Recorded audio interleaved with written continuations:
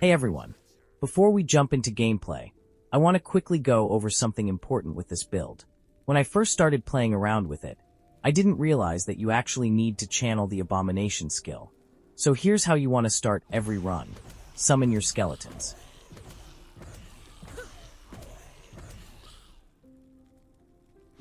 Summon your mages. And then channel your Abomination. That's what brings this whole thing online. Alright, now that we've got that out of the way, let's jump into a monolith, and I'll walk you through the build, where I got the idea, and how it plays. Right now, we're sitting at 369 corruption. Heck yeah, and this build handles it like a champ. This is a very lazy playstyle. After the initial setup with Abomination, you really don't have to do much except stay alive. You hit it with Dreadshade.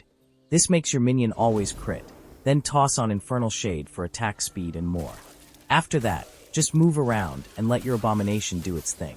Tip: use the A button to direct your Abomination to specific targets. It helps early on, but remember, it's still minion AI. Sometimes he just does what he wants. Main focus: don't stand in bad stuff. That's it.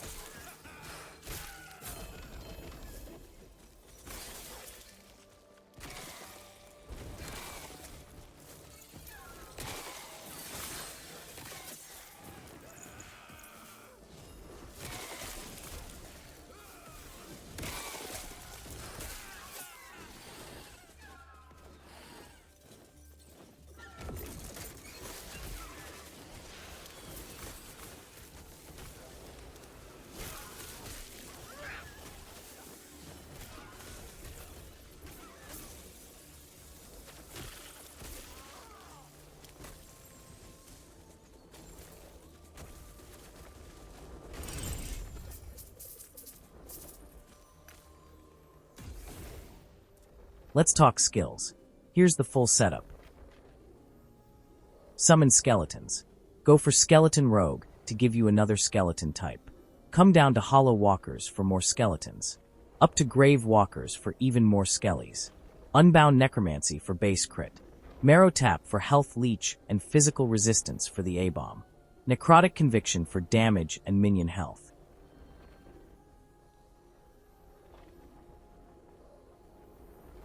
Sweeping Strikes for area of effect and damage, and Unholy Rage for attack speed and movement speed. Skeletal Mages, Grave Tide for damage. Cryomancers to give us cold mages. Cellar Mortis for base crit and movement speed. Grey Merchant for crit multi, and Pyromancers giving us fire mages, and the ability to summon 3 types of mages. Order of Death for more skelly mages.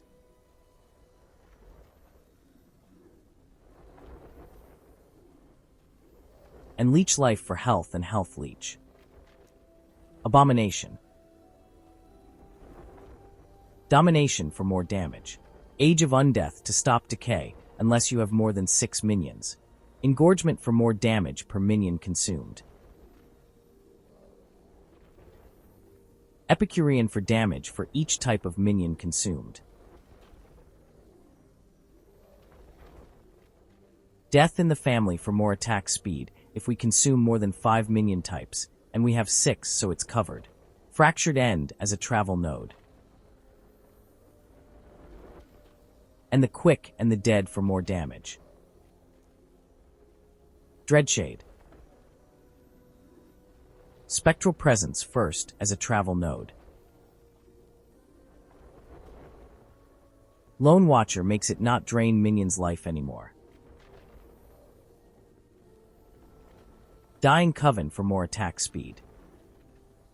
Grim Fate for more damage. Lingering Doom for flat necrotic damage. All for One for more damage. And Egoism is key because this makes A-bomb always crit.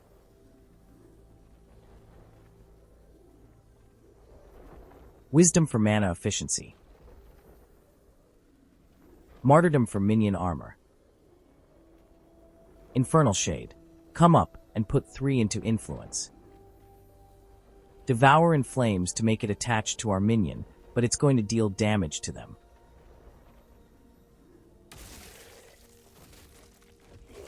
Burn Trail to give A-Bomb haste. Subjugation for more damage the longer it's been on.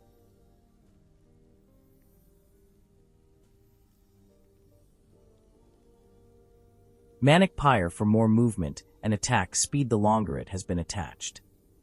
Soul Fire to make Infernal Shade not expire.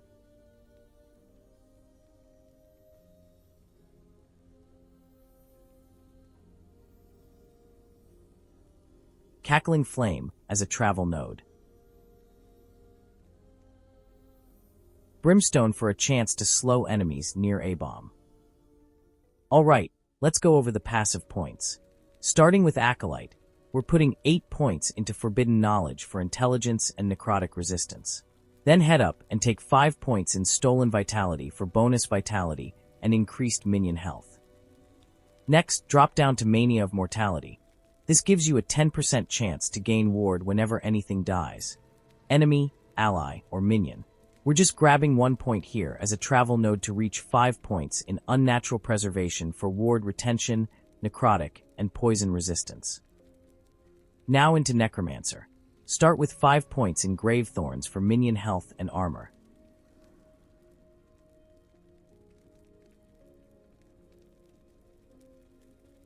Then grab 5 in Reclamation of Souls for ward retention and ward on minion death.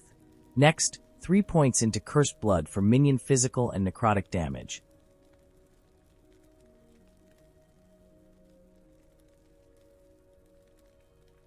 And 1 point into Blood Armor for health regeneration.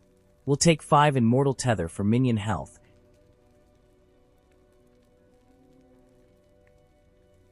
and 8 in Unearthed Arms for flat melee physical damage and increased damage. From there, pick up Unbound Necromancy for +1 extra skelly, and then 1 point in Frantic Summons for increased attack speed. Next is 5 in River of Bones to boost minion crit chance. Head down into Tyrant. This gives increased health at the cost of reduced minion health, which helps with tankiness. Then take Moonlight Pyre for flat minion fire and necrotic damage.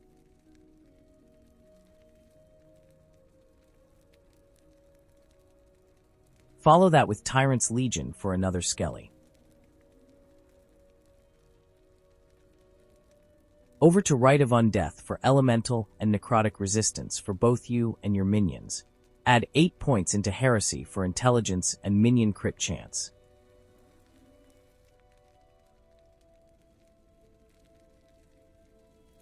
Now grab Disciples of Necromancy for an extra skeletal mage. Then Blades of the Forlorn for minion crit multiplier and a chance to chill.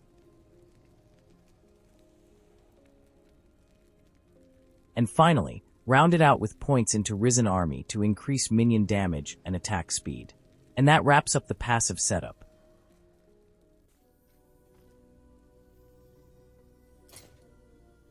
Chest, Mantle of the Pale Ox with T7 health regeneration.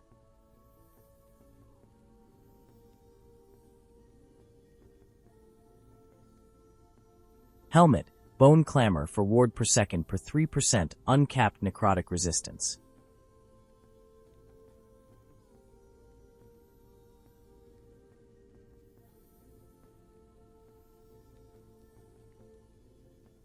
Amulet, Death Rattle for minion crit multi with T7 increased minion damage.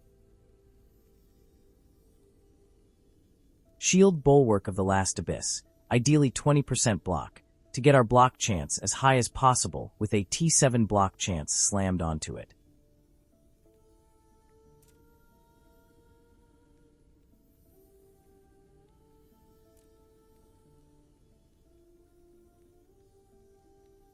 Monument of Protection for more block chance with a T7 minion melee damage and bow damage. Ideally we want a 2 LP and want to slam minion melee and minion spell into it as well.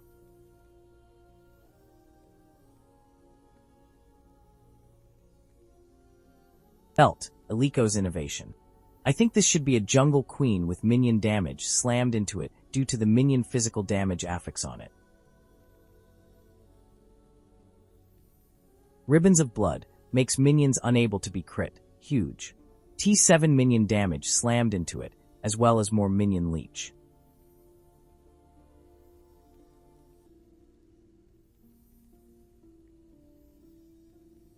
An Exalted Ring with T7 minion damage.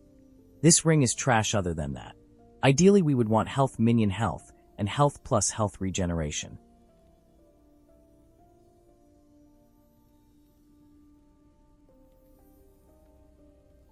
Exalted Gloves with T7 minion damage.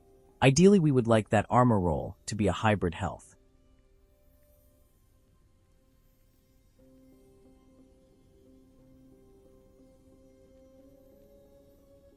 Blood of the Exile, Big Intelligence Roll.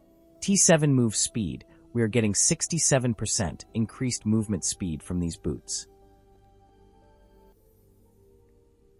Relic, Vessel of Strife with +4 Abomination and minion health. Also makes health regeneration apply to ward. Currently sitting at 3.5k health total with great sustain. Quick shout out to Grunfire. His Abomination build inspired this one, especially the minion chance to inflict plague on hit part. You'll see in the gameplay how it spreads across the screen like wildfire. I managed to get a 7% roll, and even the lower tier ones that I have are super effective. Ideally, you'd pair this with minion physical damage on idols, but honestly, even without that, we've got plenty of damage. We were able to take down tier 4 Joyra, and even a 300 corruption shade of Oribus with this setup, no snapshotting needed. All in all, this build was a blast to play. I'm probably moving on from it now, but I feel confident putting this guide out there. You don't need to snapshot to make Abomination strong. Sure, maybe for Uber Aberoth, but for general corruption pushing an endgame, this works great. Alright, if this Abomination didn't solo monoliths while you sipped coffee, I don't know what else you want from a build. Hit that like button. Drop a comment if your minions ever wander off like mine. And sub for more builds that don't require an engineering degree or snapshot cheese. Catch you in the next one.